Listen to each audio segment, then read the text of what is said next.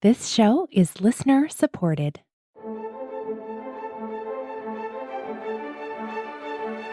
You're listening to Adoptees On, the podcast where adoptees discuss the adoption experience. This is episode 96, Becca. I'm your host, Haley Radke. Today we continue on in the Adoptees On Addiction series. I'm excited to introduce you to Becca, who was adopted in family.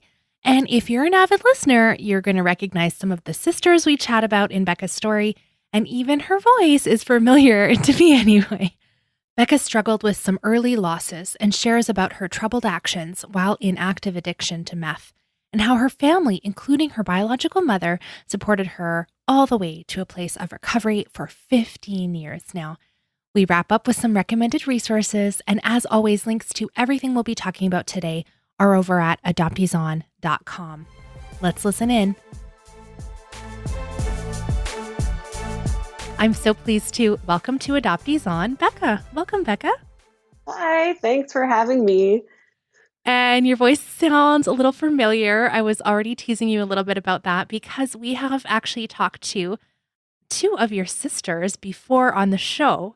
But without spoiling any of that for you, I would love to hear your story. Okay, well, I am one of 7 siblings, 4 of which were put up for adoption when they were born. I am one of the 3 older siblings who grew up with our biological family. And even though I did grow up with my biological family, for the most part, I grew up with my biological mother's parents.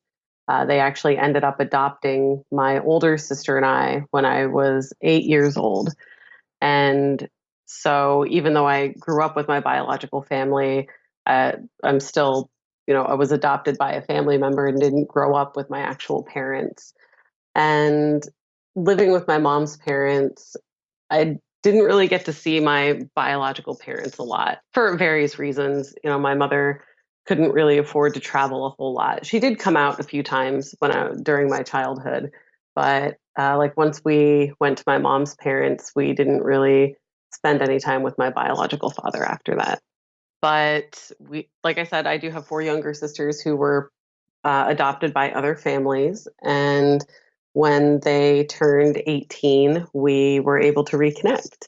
And now all 7 of us know each other. We have like group text things that we text each other on all the time. And we're definitely very much a part of each other's lives now.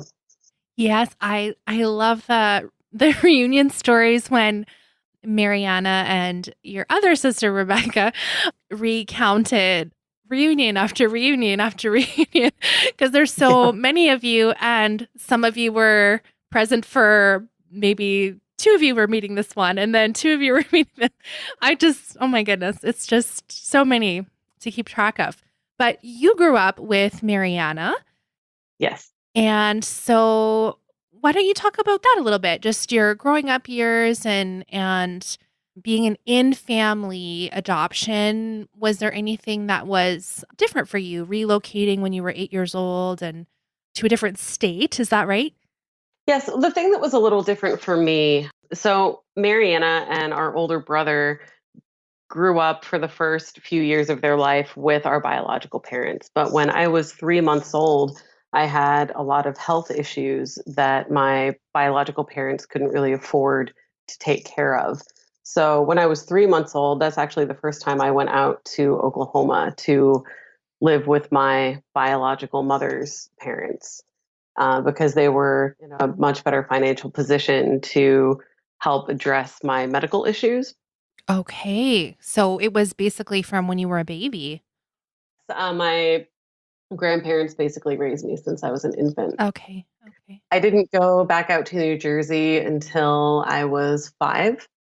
My biological parents were trying to work things out, and they thought it was time to bring me back to New Jersey and be reunited with the whole family. And that lasted for maybe about 5 months. Hmm. And then that was when my brother and Mariana and I went back to Oklahoma. And so what did growing up in Oklahoma look like for you?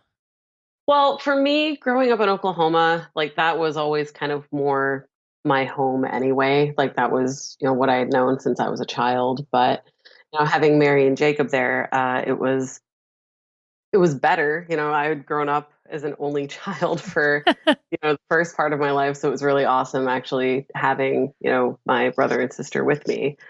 But I know it was a lot. It was a more difficult transition for them, Mm. which I completely understood because I knew the feeling of what that was like when I went back to New Jersey. It feels like your world is completely flipped upside down. Nothing is familiar. So I know it was a much harder adjustment for them than it was for me. So you're just getting bonus older siblings coming out, and then you have people to play with you. And Exactly. yeah. Exactly. Like I said, it was definitely a much harder transition for my brother and sister. And I think it was definitely a much more difficult transition for my grandparents as well. They had gotten, kind of used to having at least one kid that they were responsible for, and all of a sudden they had three. And I think, it was my grandparents didn't know about the other four girls, four younger sisters who were put up for adoption. And that didn't really come out until one night at dinner. My brother just asked, like, well, what about my other sisters? And my grandparents were like, what are you even talking about? Oh my gosh. And so, at that point, the cat was out of the bag. And, my grandfather had a very, I'm sure, interesting conversation with my mother about what, my brother could possibly be talking about. And yeah, so that was how they found out because my mother had kept it from them the whole time before that. Oh my goodness. Do you remember how old-ish you were then? I think I was about 6 or 7. Wow. All right. Well, we are in the middle of the addiction series on the show. So, do you want to tell us a little bit of your story with regards to that? It kind of started off when I was about 9. That was my brother just didn't really adjust very well to living in Oklahoma and being separated from our parents. And he and my grandparents butted heads a lot. So when I was 9 years old, that is when he went back to New Jersey. Mary and I stayed in Oklahoma and he left. And that really devastated me. Like he and I had gotten really close. Like I was always more of a tomboy. I was way more interested in what he had going on than what my sister did at the time. And he had all the cool toys and like I felt like we had much more in common because I was always down for like let's go outside, let's climb some trees. My sister was more interested in playing house and I wanted nothing to do with any of that. And so, my brother and I had grown very close. My sister and I grew close too, but like my brother was like my partner in crime for a Mhm. while. Mhm. And having him gone just really devastated me. And as a kid, you can't completely understand everything that's going on. I just knew that the adults had made the decisions and that we couldn't really do anything about it. And that's kind of when it really hit home that as a kid, you really don't have any sense of control or, any decision making power in what happens in your own life. And kind of shuffling back and forth between my biological parents and my grandparents, and then, having Jacob sent back and knowing that I had four younger sisters that I had never even met, that all these adult decisions had affected how my experience was and whether I would ever know my siblings or not. Mhm. And so after Jacob left, I started acting out a lot. And my grandparents sent me to a psychiatrist. And the first psychiatrist, I think, kind of was trying to be a little bit more organic with the therapy. And I don't remember exactly why, but I stopped seeing her. My grandparents wanted me to see somebody else. And the second psychiatrist that I went to, he was basically just a pill pusher. He prescribed me Zoloft and Buspar. And this was before there was a lot of regulation on these drugs. And I think my dosage at the time was 500 milligrams twice a day of both of those. And my understanding is now, even for an adult, you can't take more than like 150 milligrams in one day of either of those. Oh my goodness. And you're young, you're quite young then. Is this how old were you? I think I was about 11 Oh my when I goodness. first was medicated. Hmm. And I was medicated up until I think they finally had me stop seeing the psychiatrist when I was 16, but I think I'd stopped taking the pills on my own when I was about 14 or 15 because I couldn't feel anything. Like for a good, I don't have a lot of memory of that time of my life. I just remember being really numb. And I mean, like nothing was bad, but nothing was great either. It was just kind of this like vanilla, emotionless nothing, I guess. And I think having somebody that young on these very strong medications before they're even going through puberty, I think is really irresponsible. And I don't really blame, my grandparents for that. I don't necessarily blame the psychiatrist for that either. That's just how things were at the time. And my grandparents were placing their trust in a medical professional who thought he knew what he was doing. But I definitely do think that is kind of the catalyst that led to my future substance abuse problems. Well, your poor developing brain. I mean, oh my goodness.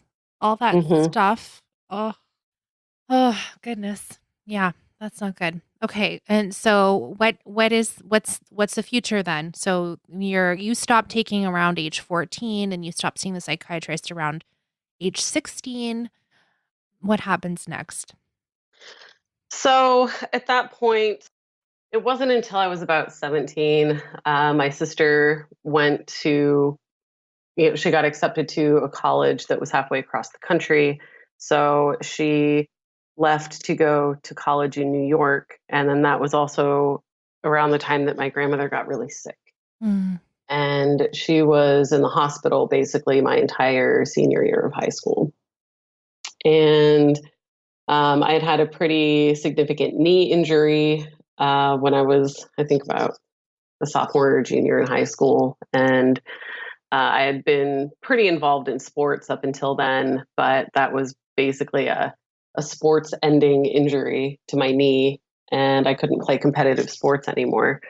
And, with my grandmother's declining health and my sister leaving, and my grandfather and I were butting heads a lot. Like, I was not the easiest kid. I'm not saying my grandparents were necessarily the easiest either, but I didn't help the situation much sometimes either. I definitely had the attitude of, I knew everything and I always had a smart aleck remark to anything my grandfather would try to tell me.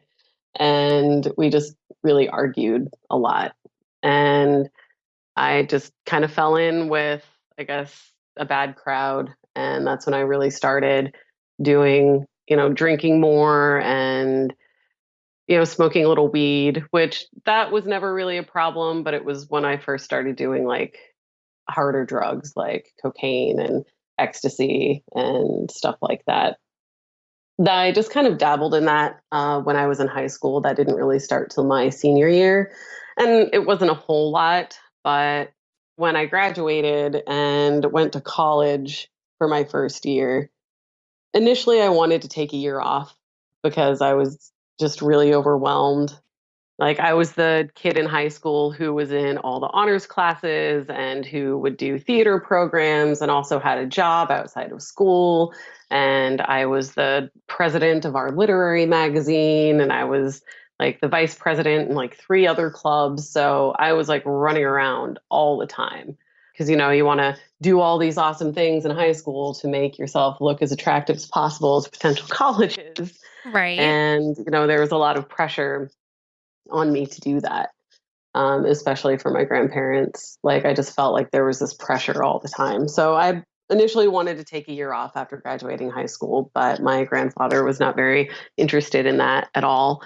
So I went to college right after at Oklahoma State University, and which is a good school, but is also a very big party school. And I definitely became much more interested in partying than going to class. And were you living on campus? Like, had you I moved? was. Yeah. I was living in the dorms, and it was just so easy to find, other people who had access to lots of things. And so, on the weekends, I would be going to raves and doing all sorts of crazy drugs. And then, like, that would just bleed into it. It stopped being a weekend thing and started bleeding more into the week. And then it just kind of felt like for a while, it was just an everyday thing. So when did you realize, oh, maybe this is a problem? Oh man, so all of the other drugs, like I could kind of take or leave. They were never a real big problem for me. After my first year of college, I lost my academic scholarship. Surprise, surprise. I couldn't afford to go back to college. So I decided to move out of my grandparents' house. I spent the summer after my first year of college back at home. And then my grandfather and I were just fighting so much. And I knew it was really affecting my grandmother's health, having us just, constantly fighting all the time. So I decided to move out. And that was when I was 19. And first, I went to live with a friend in Stillwater, and he was a coke dealer. So it was there all the time. I did not know that that's what he was into before I moved in, and it wasn't until after. And then I was like, "Oh, well, I guess this is a thing." Oh my And gosh. Wow. Yeah, that's a surprise. yeah, so things got a little crazy, and I ended up moving down to Lawton because I just, couldn't deal with living with a coke dealer. And so I moved down to Lawton. And things were okay. I started dating a girl, and things were going kind of well. And then the relationship ended, and my poor little heart was broken. And I became friends with a couple of guys who lived in the same apartment complex. They lived like in an apartment about 4 or 5 doors down from mine. And we were partying one night, and I had tried pretty much every drug except for meth. That was the one that I always wanted to stay away from. With other drugs, I would always do my research. Like I hit up Erowid.com all the time because I wanted to know, like, what are these drugs made of? What is their chemical composition? How are they going to affect me? What are the short-term and long-term side effects going to be? Like I kind of prided myself on being a intellectually aware drug user, I guess. And but at this particular point, I was at a lower point in my life and pretty depressed and really down on myself. And I felt like nothing in my life was working out. And so I was at this party at my neighbor's, and they passed over a pipe, and I just hit it, not caring what was in it. And that was the beginning of my affair with methamphetamines. And that's when things really kind of went off the rails. Like I had never been the type of person to like pawn my personal possessions for drugs until then. And there were some pretty dark times. I definitely did some things that I never thought that I would be capable of doing. And it was, I think, at the point where it was right around St. Patrick's Day. It had been, see, at this point, I'd been pretty heavily using for about 5 or 6 months. And I just saw myself in the mirror one day, like my gums were bleeding. I was maybe 90 pounds, and I could count all of my ribs. I looked like I had been starving myself forever. And I had pawned like, I'm a musician, I play guitar and various other instruments. And I had saved up some money to buy this really, really awesome electric guitar that I was super proud of. And I pawned it for drugs and didn't even think twice at the time about it. And this was like one of my most prized possessions. And it was kind of at that moment that, seeing myself in the mirror and like what I had become, that I was like, I can't do this anymore. I don't want this to be my life. And I ended up moving in with my mom in New Jersey for almost a year after that. I didn't want my grandparents to see like what had happened to me. And I wanted to get as far away from anyone I knew in Oklahoma, because it was just too easy for me to get drugs that I wanted. And so going to New Jersey was basically my rehab. I went back east, and my mom had a studio apartment at the time. Her and her now husband had kind of been on the outs for a little bit. And right before I moved back, they had actually reconciled and she had moved back in, but she still had about a month and a half on the lease for the studio apartment that she had been living in. So while they were getting their apartment ready and like getting my room there ready, I stayed at her studio apartment. And I basically detoxed there on my own. And I haven't touched any of that kind of stuff since. So you just had like this moment of what am I doing here to myself? And then you just moved across the country and cold turkey. Hmm. Wow. Wow. It wasn't easy. Yeah, Like, no kidding. it definitely wasn't easy. And going through withdrawals is one of the worst experiences. It sucks. And were you on your own then, or was your mom helping take care of you? Or I don't know what that looks like really. I mean, my mom, like, so she worked, she had a full time job. My stepdad had a full time job too. But when she wasn't at work, she would come over and see me and, make sure that I was eating and that I had food and, Mm. would hang out with me in the evenings and stuff like that. So, I mean, I wasn't completely left to my own devices or anything like that. But, I started putting on some more weight and getting healthier, and I got a job at Target where my mom worked, and really just put my energy into getting away from the past and everything that I had done to myself, and trying to be a better healthier me, and put all my focus into kind of leaving that behind and understanding that the past is the past and you can't change it, but you can change what you're going to do that day. And you can change what you want your goals to be. And you can change what the future is. And what did that look like going back to your biological mother? Because I know you said you had, limited contact with her through your childhood, but it's almost like a reunion as an adult of sorts, and yet in a very um like crisis situation for you. Yeah, it definitely was.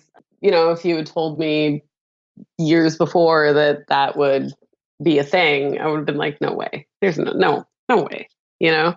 But my biological mother and I, like, we had a pretty good relationship. Like, even though she couldn't come out physically to Oklahoma all the time when we were growing up, she was definitely very attentive. Like, we talked at least once a month, and she always called on the important holidays. She always made sure, even if she couldn't afford to send us like Christmas presents or something like that, she would always make sure to like at least send a card and a nice handwritten letter or something to let us know that we were loved, and that even though we couldn't be physically together in the same spot, that she would always be there for us and that she loved us and cared about us, and she tried to be as present as she could in the situation that we were in. So you did really have still a relationship, and this wasn't like a going to visit a stranger somehow. Like this was still someone that was present in your life and felt safe enough, obviously, for you to go there. Yeah. And I kind of saw it as also a chance to, I mean, kind of make up for lost time, I guess. That, I never really was able to have like a face-to-face relationship with my mother for most of my life up to that point. And that, I wanted that, at least for a little bit, to know what it would have been like to live with her and, kind of grow with her, I guess. Wow. So how long did you stay in New Jersey? And what did your life look like once you had detoxed? So I stayed there for most of a year. I moved out there in March and I moved back to Oklahoma November of that year. Back to your grandparents? Not back to my grandparents. There was a unfortunate boy who decided that he wanted to try and have a relationship with me. And even though my sister tried to talk him out of it because she said, I think something to the extent of, I quote, like, you really don't know my sister the way you think you do, and she's going to eat you alive. And which was a pretty honest prediction on her part.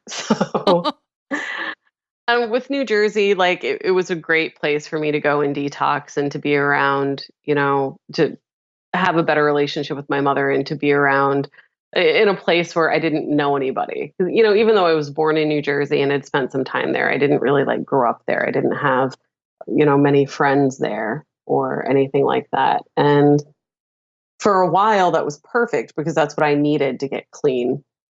But I'm also a very social person, and not having those close relationships with people that were my peers really started to wear on me a lot.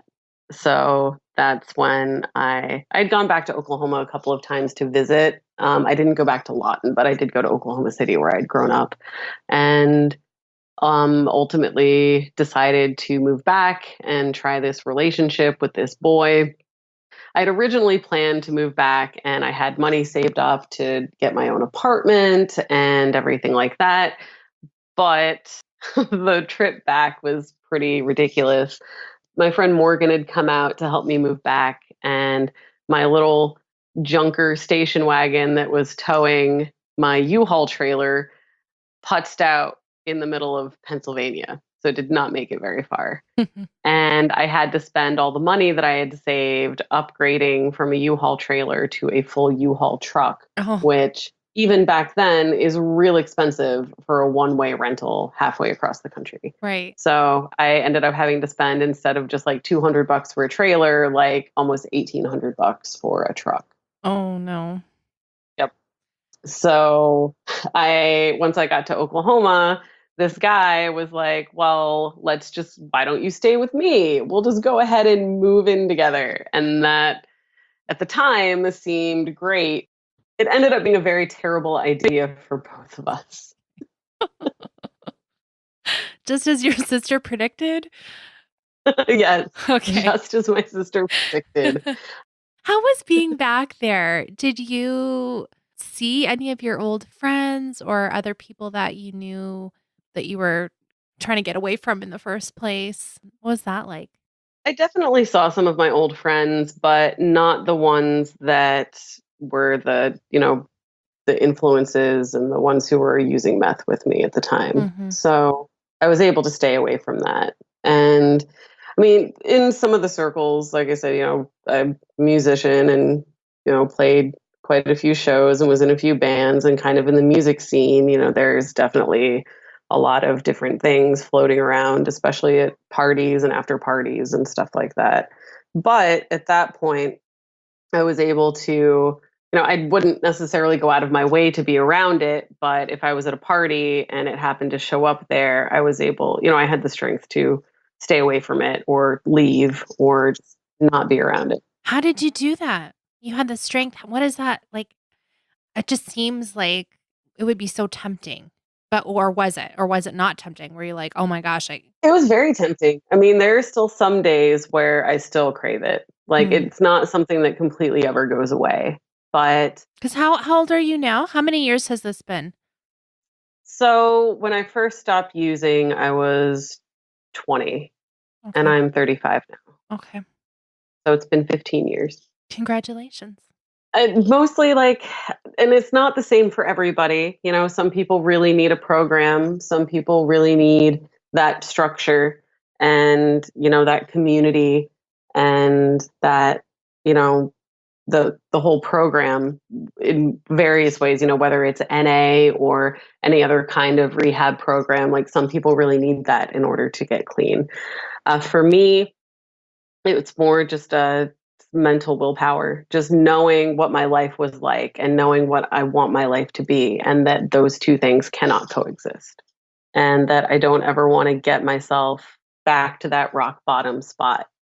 That my how much I hated myself back then is much stronger than any urge to start doing meth again. Mm. And have you just sworn off everything? I don't know. Is that too personal to ask you? I mean, I never had a problem with alcohol or anything like that. Okay. So like Yeah. I'll still go out and, have some drinks socially or have a Hmm. couple of beers with dinner and stuff because that was never a problem for me. Right. So like I can be, go out, have a few beers with some friends on the weekend and then, go right back to work the next week. And if I have a drink, I have a drink. If I don't, I don't. Like I have a bottle of whiskey that's been sitting in my liquor cabinet for the better part of a year that I've been slowly making my way through. So like it's not, those kinds of substances aren't a problem for me. The Yeah. only thing that really was ever a problem was the speedy things. Wow. Well, that is, I don't know if you think of it this way, but it's quite an accomplishment, I think, what you have done to, heal yourself from that. And even I just picture you going back to Oklahoma and the people that you knew there and being a musician and all those things. Like, you're a pretty strong person to be able to just decide that that's not what you wanted for your life. Well, it wasn't just on my own. I mean, I appreciate that, but I can't completely take the credit because Okay. I do have, very good friends and very, supportive family that, have always been there to really help reinforce, I guess, the better behavior of not doing a lot of substances Oh, anymore. well, that's a good question. So Who knew? Like, did people know that you were using? Like, how much did you hide it from your family? my sister knew, like, I didn't come out right and tell her. I actually didn't really confess to her until so the night that she graduated from college. So when she was graduating, my mother and I drove up from New Jersey because I was living in New Jersey at the time when she Mm, graduated. So my mother and I drove up to upstate New York, and my grandparents had flown. I don't remember if they flew in or if they drove in. I think they drove in, which is a very long drive from Oklahoma. But anyway, so we all drove in to be there for Mary's graduation. And Mary wanted me to come, like, meet her roommates and her friends. We went out drinking and I taught them how to shotgun a beer. Because apparently, if you go to a really elite college in upstate New York, you don't get the full, like, college experience of shotgunning beers. So that was a fun moment. But at one point in the night, we had gotten back to her apartment on campus, and her roommates had gone to bed. And we had a very long conversation. And I kind of came clean to her about a lot of things that had happened and why I ultimately had moved out to New Jersey. And she knew a little bit about it. Like, she's the one who kind of helped facilitate, like, me moving in with our mother and everything, but she didn't really know the full extent of everything. And so we had a very deep and personal conversation that night, and I came clean to her about a lot of things that had happened. And since then, she's been a really great support to, help reinforce not going back and mm, doing those things again. And, she's always been there for me that if I was struggling, she was always just a phone call away and would help talk me down basically and you know help keep me clean. was she surprised when you told her, or was she like, "Yeah, I already knew that"? She was surprised at some of the things, but as far as me using a lot and being an addict, that she definitely knew. She just didn't know the full extent. Mm, mhm. Wow. So it's well, that's, thanks for, correcting me on that, because you kind of forget about, you do have more people in your life and hopefully they're helping you and not hindering you. And also, it's so great that you were able to share that with her and some of your other family and friends and not hide it. Yeah, and recovery. regardless of how you do it, it's a group effort, Mm-hmm. regardless of which path you decide to take for recovery. Mm-hmm. That, it's not anything you ever have to do alone. And that having your own, mental strength and willpower is important, but it's also important to know when to ask for help. Yeah. Is there anything that I didn't ask you about that you want to make sure that we cover before we talk about recommended resources? One thing that really helped me when I was going through recovery was that the toughest person is going to be how tough you are on yourself.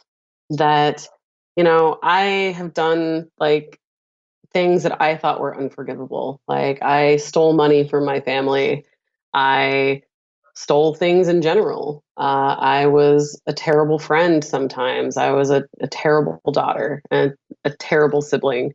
And I put my family and some of my friends through a lot. But once I was going through recovery and when I was getting myself clean, those were the people who were the first ones to support me and the first ones to welcome me back. And the ones who I could really count on and lean on when I was bettering myself.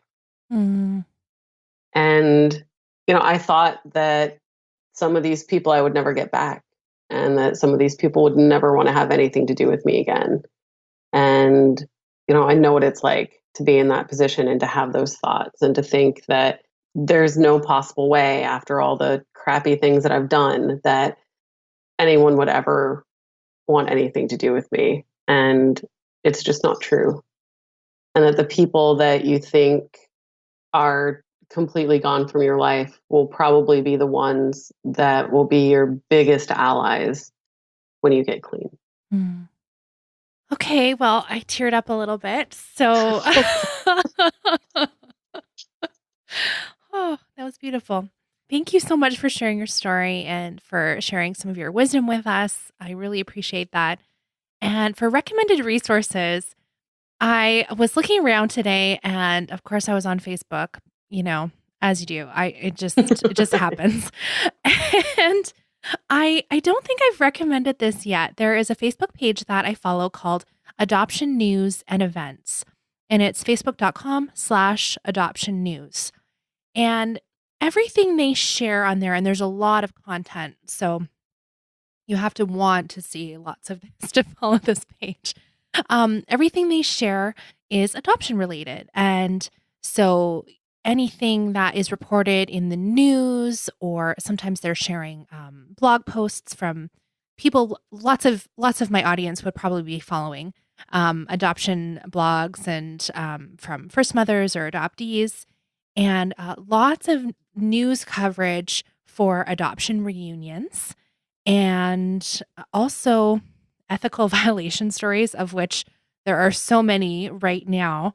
If you're listening as we're recording this, we're seeing some really sketchy stories come out of South America about child trafficking. And a horrible, horrible woman was just arrested in the States for brokering basically pretend babies and stealing prospective adoptive families' money. And yeah, just really ugly stuff. But this Facebook page has, linked to all of those news stories.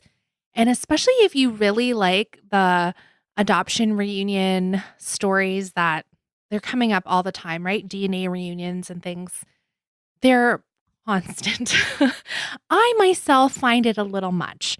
It's always feels like that just happy, sappy coverage, which doesn't tell the full picture, as you know, Becca. But but if you just want to know what's happening right now and stay current on adoptee land and reunions and those kinds of things, this is a great Facebook page for you to follow. So again, it's called Adoption News and Events, and you can find it on Facebook, facebook.com/adoption news, and I'll have that linked in the show notes. Becca, what did you want to share with us? Well, I have a couple of things that I would like to share. One, there is an organization, I think they're still around, Kindred Adoption. It's an organization that was co started Oh, if you guys remember the show Glee, Yeah. the Samantha, she was the Asian character that was on there. Okay. And she is an adoptee. And she and a fellow adoptee have founded an organization called Kindred, the Foundation for Adoption. And it is to help adopted families, especially siblings that have been separated, to have reunions and to be able to reunite with each other. Because we know that it can definitely be a very expensive undertaking, especially if people are all across the country and they try and help fund that and facilitate that to make it an easier process. Oh, that's so cool. I have not heard of that. That's awesome. And especially, I was thinking about when your sisters were on and they were talking about the one time you guys were all together and how you guys were able to crowdfund that. But I know I can't imagine the cost of flying everybody in from all corners of the country and something you don't think about necessarily. Yeah, it's crazy. Like, we definitely set up a GoFundMe, and there would not have been any way that we would have been able to reunite for my sister's book release, which is the other resource that I will bring up. Little Oh, little you transition. gotta give her a plug. Perfect. You're a But natural. the first time that all seven of us were together was for Mary's book release. We had all reunited at this point, just we could never get all seven of us in one place at one time. And it's expensive. It's expensive to try and fly seven people from all across the country because we're everywhere. We're spread out across the entire United States. I don't think there's one of us that lives in the same state as another one. And so it's definitely an expensive undertaking. And then also to have, room and board for seven people for, I think we were out there for about 4 days. Mm. So that's not cheap either. And of course, Mary at the time was living in Los Angeles, and nothing in Los Angeles is cheap. So, um, you know, thankfully, due to the generosity of many family and friends and people who had just seen the story and decided to donate, thankfully, due to their generosity, we were able to all come together and be in the same spot in the same time finally. And it was for my sister's book. It's called Bastards. It's by Mary A. King. And it is a memoir that kind of recounts our experience through her eyes Mm. of what it was like, growing up and having our four younger sisters be put up for adoption and to kind of be shuffled around from family member to family member for a little bit and to kind of come to terms with everything that goes along with that. Hmm. And of course, she tells a bit of your story in the book as well. She does. You're Yes. mentioned, you're in there, a character on the page. How was that? Was that like, what was that like when Mariana was like, hey, can I write about XYZ about you? Did she do that? Did she have a conversation with you? Yes, she did. Anything that was in the book about any of us, she always made sure to make sure that she had our blessing to do. Yeah. And I read a lot of the drafts that she was making and actually did a bit of the editing for her. Obviously, her main editor at her publisher did all of the heavy lifting, but there were some excerpts, especially the ones that could be a little touchy for me. Mm. She definitely had me proofread first Hmm. and make sure that she had my approval. And honestly, I was okay with her publishing that and, being as honest as possible about my part of the story because, at that point, I was in a much healthier place. And I thought, what if there's somebody who's reading this who is in the spot that I was? Mm. And I think it would be really great for them to be able to see that, yes, this experience and being an adopted person and just everything that kind of goes along with that whole narrative can be very overwhelming and can lead you to a path where you use these substances to cope with the feelings and the emotions that you have, but that it doesn't always have to be that way and that you can get past it and that you can get better and that you can be in a better place and kind of rewrite your own story.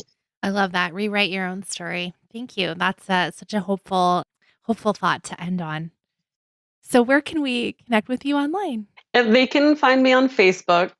My Facebook name is Becca Joking. Joking is one word. My middle name is Joe, and my last name is King. And I always thought that was real funny.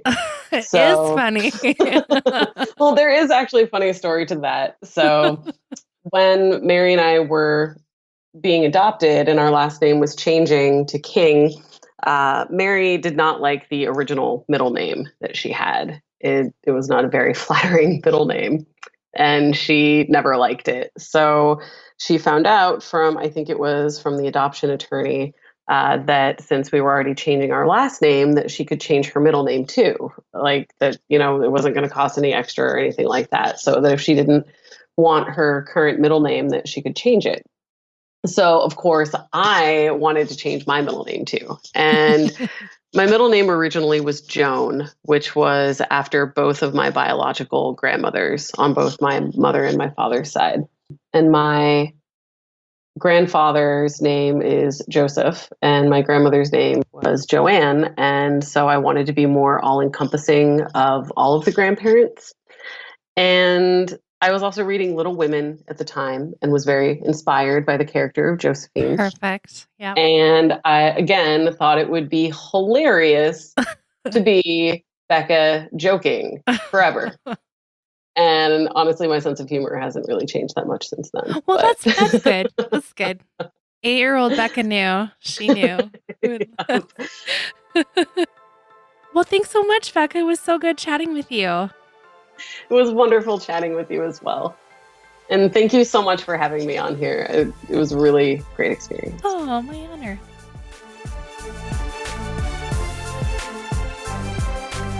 Next week, we are wrapping up the Adoptees on Addiction series, and there's a fantastic interview I can't wait to share with you. We talked to Sarah Jane King, radio host and author of Killing Caroline. She has some amazing insights, and you won't want to miss it, I promise. So make sure you're subscribed to Adoptees On in your favorite podcast app. I like to use Overcast, but if you have an iPhone or an Android and you're looking to find what's the best place to listen, go over to adopteeson.com/subscribe, and there's a bunch of different links there you can try out. And I just want to say a big thank you, as always, to my monthly Patreon supporters. I couldn't keep doing the show without your support, so I'm so thankful for you. If you want to stand with us and make sure adoptee voices are heard all around the world, head over to adopteeson.com/partner and sign up. Thanks so much for listening. Let's talk again next Friday.